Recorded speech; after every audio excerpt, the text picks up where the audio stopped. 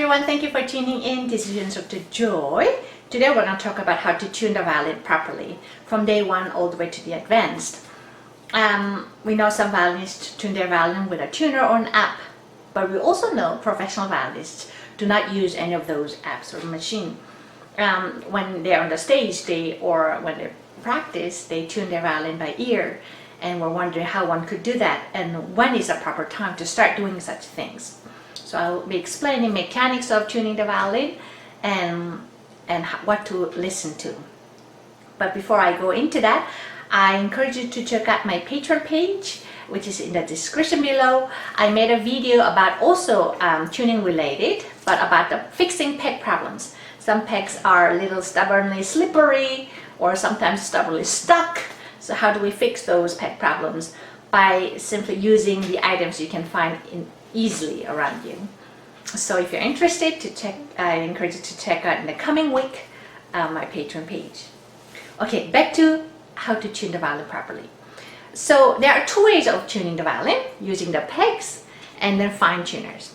Fine tuners are simple. By turning clockwise, the pitch gets higher. By turning counterclockwise, the pitch gets lower. So when you tune your violin, you always want to have it face to you, so that, and then one hand would be holding it securely so that you can pluck.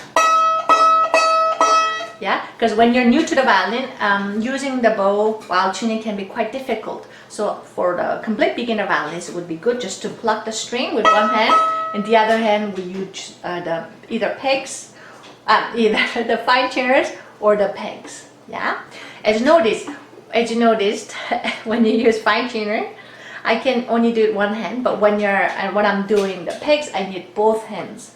Yeah, I'll get into that one very soon. So now, having the violin facing you, facing us, rest the violin on your knee to secure that one. By turning right or clockwise, the note gets higher. Let's try that one. You hear that? Now, if I turn counterclockwise, the pitch gets lower. Like that. Now, the pegs, now that gets a little difficult, and a lot of us, when we're new to the violin, we're a little scared of using pegs because we could break a string or two. Not a big deal. We all break strings here and there, and that's how we all learn. But the key is, when you use the peg, turn little by little, millimeter by millimeter, so little that you could barely see. That's the key. That's how to avoid breaking strings. But even if you break a string or two, it's not a big deal. Yeah, that's how we all learn. Now, again, facing us, here we need both hands. Because when you look at the peg stick, it may look straight, but it's not quite straight. This part, where the knob is, it's much thicker than the other end, because it's conical. The peg hole here, it's supposed to fit in the peg hole very tightly. So it's 300 plus years old mechanic. It's nothing fancy. It involves a bit of strength and right timing. So if you just turn without pushing the opposite side, it will slip right back. So you have to push it inwards as you turn, not before, not after, at the same time. That's when you need the other hand to help you to push really inwards. So as you turn and push at the same time, this way, the other hand will help you to push the opposite side. Yeah, like that. Again, facing us. Let's say the G string, see where the G string goes? That's this peg. So I would hold this one. Notice I'm raising my arm so that I can really give a good push as I turn. Some violins have a little pegs that stays better in tune than other, but every violin goes out of tune sooner or later. So it's good to know how to have the peg stay better in your peg box. So now here like that, let's first pluck G, now facing me. So if I turn peg away from us, the notes get higher. So hold the peg here on the G. Now I'm gonna hold the other side. Make sure you're not pressing the other peg that's sticking out, but just the peg box to give a good leverage. Little by little, away from us, this way. Yeah. Okay. Now gets higher. Now, if I want to make it lower, you would turn towards us. So, again, higher, lower, and I don't like that. So you could practice like that with all 4 strings. Now, when you're new, it's good idea to tune the violin with a tuner. It says, make it higher or make it lower and so on, because that's helpful when we're completely new, because we don't know what to listen to.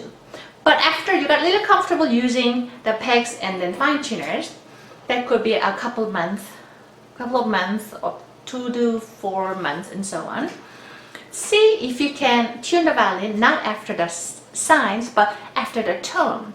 So you can switch your app or tuner to give the actual note, like A, and see if you can plug your A, and then you can tell whether it's in tune or not, and according to that one, whether you can make it high or low. Yeah. So the sooner you start, the better your ears are going to be, because that's ultimately how we start training our ears so that we can end up tuning the violin by ear. You would go all 4 strings. That was A. Let's see, I could go D. Yeah. My D is a bit low. If it's just tiny bit, then you can adjust with a fine tuner. If it's a lot, then use the pegs and so on. After a little while, again, couple of months, if you feel like you're confident enough, you can just after a month, you can try, or after a week. It all depends how comfortable you feel. Do not rush, but that's something, the earlier, the sooner you start, the better it's gonna be. Then you're gonna do the same thing, but this time while holding the violin. Again, give the, let's say, A, but this time we're gonna play with a bow. And see if you can tell whether you're in tune or not. If you're having a hard time telling whether you're in tune or not, sometimes humming after the pitch, by hearing our own note in our own head, helps us to know whether we are too high or too low. Yeah, and then you would tune it, everyone, after each note by playing the note, let's say, like that. Now here, when it comes to fine tuner, while you're bowing, you just bring your left arm under the bow. You see, the left arm goes under the bow, and then you hold the fine tuner, and then you adjust clockwise to make it higher, counterclockwise to make it lower. Yeah, so the fine tuners are not too difficult. Just bring your left arm under the bow so that you can keep bowing. The reason that I want to keep bowing is because you want to know when to stop with the turning. Yeah, so always do that. Now, real challenge happens when you have to use pegs while bowing, and that's what the professionals do.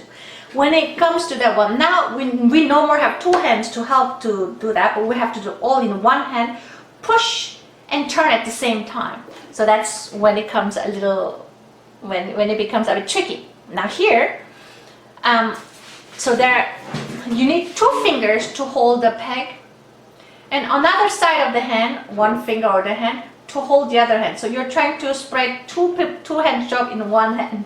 So in case of G string, I like to hold it with my thumb and index finger, and then I like to keep my pinky on the other side like that, so I can push it at the same time.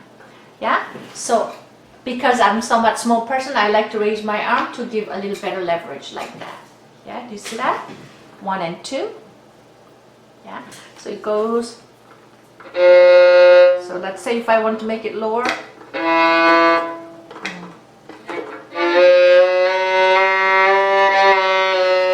so I'm pushing the other finger, I don't know if you can see, and then like that. Yeah, and then now D string again. So for D string, I like to use thumb and middle finger or second finger, index finger. It's not a must, but the theory is this: you need some kind of 2 fingers and some kind of other parts of the hands to hold you the opposite side. Yeah, so I like to do my thumb and index finger, and then the other side like this. Or sometimes I like to put all 3 fingers like that against a scroll, and then index finger like this.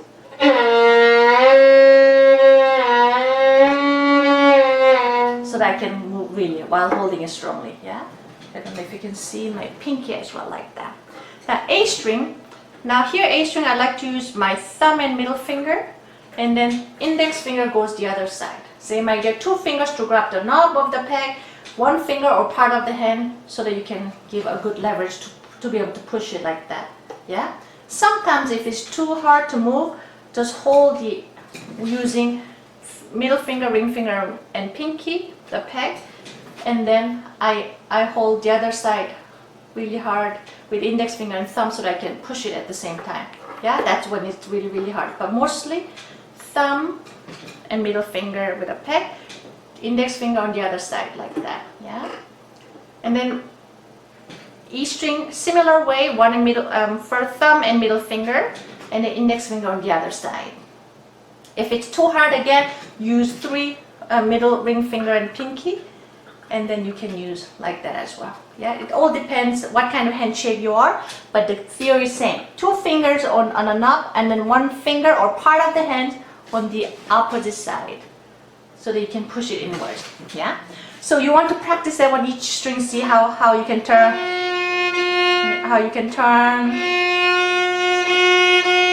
like that. Yeah. So now let's see. Now I made my violin completely out of tune. So when we are listening, when we're trying to tune the violin, we're tuning violin in perfect fifth. Often we get an A from an orchestra or from a pianist, something like that. So let's try that one. So let's get an A. I'm gonna play my A. That's quite low, so I'm gonna make it. So I'm using my index finger and thumb, and then middle finger I'm using as a leverage like that. Yeah. So index finger and thumb together, and then middle finger to help me to push.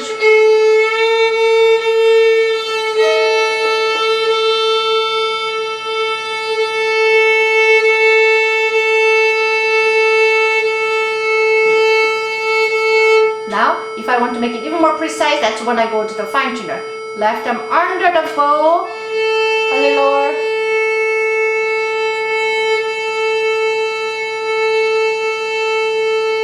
Now I have it. Then from here, a lot of professional violinists play by perfect fifth. So perfect fifth is a little different than what a lot of tuners do. That's why we have to at some point become independent from a tuner, because even though the tuner gives you option of equal temperament and just intonation and Pythagorean intonation, there's no way for tuner to know every single possible way of just intonation, because depending on what A you're getting, or the rest of the string according to just intonation could vary. So that's why when we need our good ears.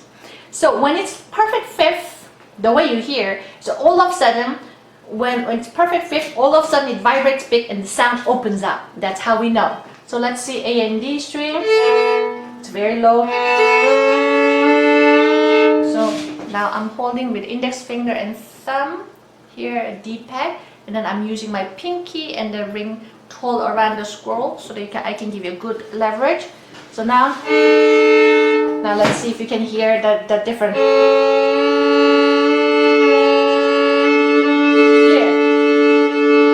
Again, so I'm going to make it out of tune.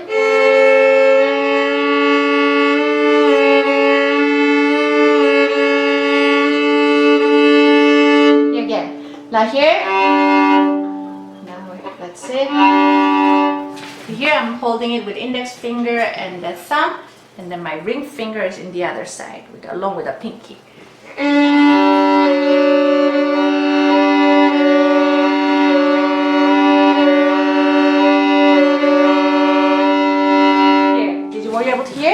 Let me see again.